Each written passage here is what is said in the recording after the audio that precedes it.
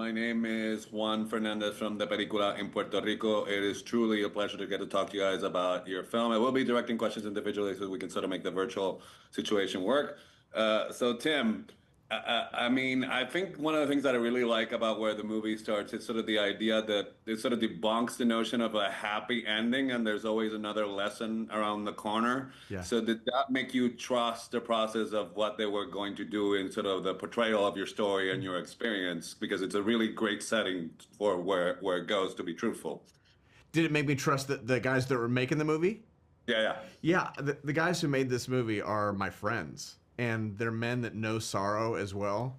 So it's not like they're just, talking about something they don't know about. And so I felt really comfortable having them portray the idea of having both living in grief and like working through grief and working in gratitude, and like that both can exist, and they know that in life. And so because they know that, I felt really comfortable with them taking this role. All right. Thank you for that. So, Milo, let me ask you this. Did you have any gratitude practices before playing him, and did that change after making the movie? I don't know that it changed after making the movie. I think in knowing Tim and playing Tim and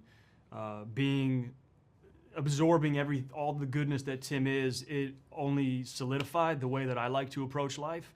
And what I found was a great similarity of path that we were on, kind of spoken in different ways, but it was exactly the same road, which was just affirming, if anything, and to see someone who has so much grace and gratitude and appreciation when, you are handed something as difficult as cancer, for me is just, it's inspiring and again, affirming of, how we can all live our lives to impact those around us, and kind of through positive thinking, it's got to do something to us on a metabolic level. Yeah. Where our physical bodies are able to kind of process things out a little more because there's positivity, because there's gratitude, because there's a humble human wanting to connect with others that Tim just has, and it's infectious to be around.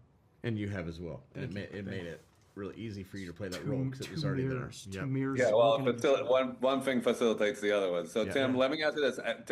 Give me a little bit of a peek of the process.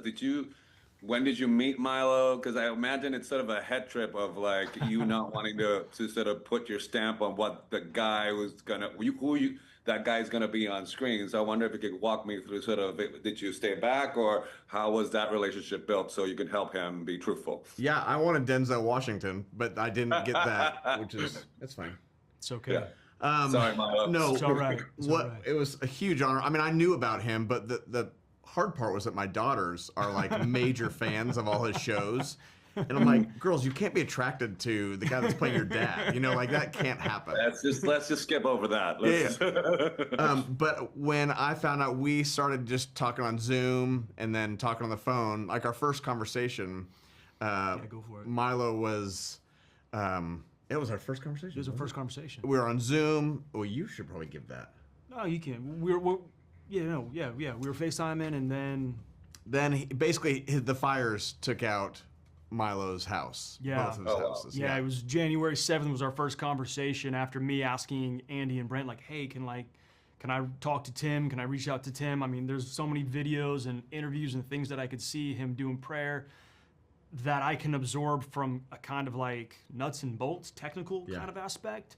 But I just wanted to get to know Tim, kind of walk with Tim a little bit. And our first conversation happened to be the exact same day that the Palisades fire kicked off, and where I lived in Malibu was just over the hill. And I think about 45 minutes into our first conversation, I look out the back slider to my house, and I see the sky go a funny bronzy color. And I go, hey, Tim, hold on a minute. And I walk out in the back with Tim on the computer, and I turn around, look at the hill behind me, and everything's on fire. Yeah. And I'm like, hey, bud, I gotta go. Actually, you said, I think you have to go. Yeah. Seen this movie. Yeah, and then we ended up kind of catching up, post me losing a house. But even watching Milo as the guy who's playing me, a guy who knows sorrow, watching him walk through the sorrow of losing a house, just about to have a baby. I mean, just the amount of things that just happened in that moment. Watching him walk through that was inspiring and beautiful. So that was it's such a gift to have him playing me in this movie because he lives it. So thank you for that, guys. My time is up. It's been a pleasure talking to you. Thanks so much. Juan, Happy thank holidays. you, Juan. man. Thank you so much. So much.